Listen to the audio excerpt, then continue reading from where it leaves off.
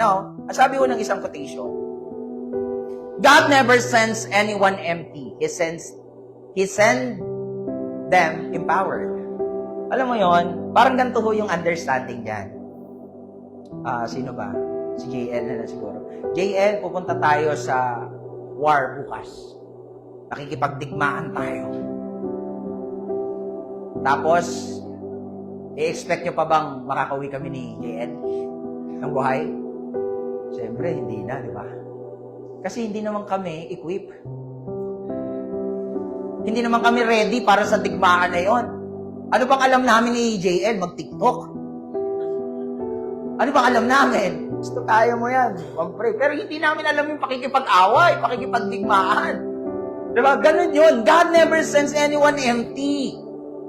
Hindi kayo sisend ni Lord doon sa isang misyon na hindi mo magagawa. Magagawa mo. Lahat ng binigay sa atin ng misyon ng Panginoon, to be honest ha, magagawa natin.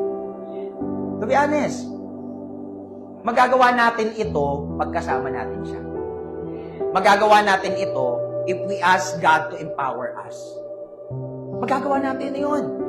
Alam mo ba't magbibigay si Lord ng isang misyon na alam niyang hindi magagawa? All-knowing God siya eh. Isipin niyo lang yun.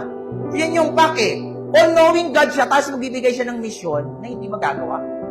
Na hindi kaya. Alam niya yung strength mo, alam niya yung weakness mo. Ano-anong makikita natin doon? Dahil nga all-knowing God siya, He knows my weaknesses and He knows my strength.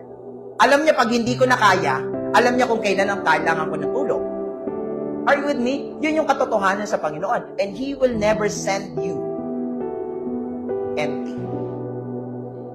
He will always provide for you to be empowered.